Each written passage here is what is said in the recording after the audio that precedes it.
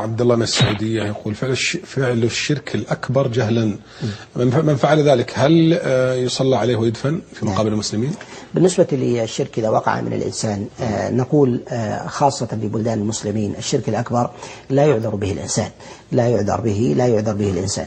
ويستثنى من ذلك صور إذا كان الإنسان حديث عهد بكفر، أن يكون حديث عهد بإسلام، وذلك النصراني الذي يكون في بلدان المسلمين ثم يظهر منه إسلام ولو كان في بلد قد يشتهر فيها الإسلام، فنقول في ذلك إنه يعذر بذلك الفعل.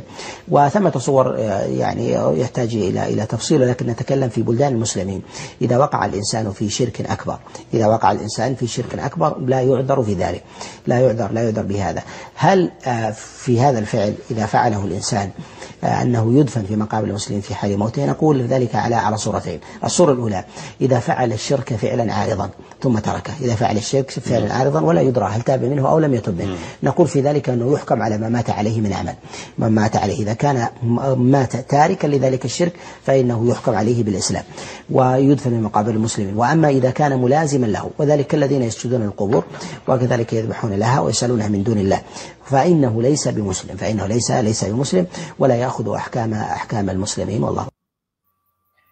الشيخ عبدالعزیز طریفی حفظه الله و فک اسره در مسئله عذر بالجهل ما اینجا در نزد شیخ ابو عمر باز یک سخنی 14 دقیقه تفصیلی شیخ رو هم داریم.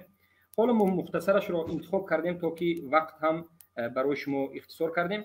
شیخ را سوال میکنند که در برنامه معروف است که آیا کسی که شرک را جهلا انجام داد در قبرستان های مسلمان ها دفن کردنش ممکن است و دفن کرده آیا می شود؟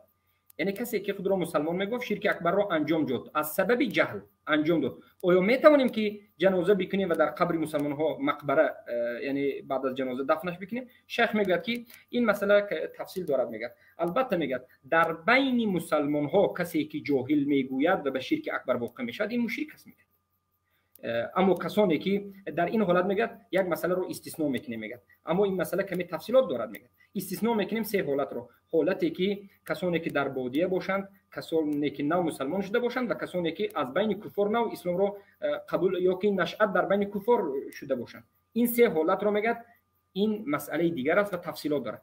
تفصیلاتش رو مختصرا سخنی عبدالعزیز طریفی و کتابش که در نزد ما میگن که اینها رو ما شرک اکبر رو کنند مشرک میگوییم، اما اینها رو در روز قیامت امتحان میشود. میگه شیخ عقیده دارد یعنی هر کسی که در بین مسلمان شرک رو انجام بدهد این مشرک است در این دنیا و آخرت، هم اسم و هم حکم رو میگیرد، در این دنیا و آخرت مشرک است.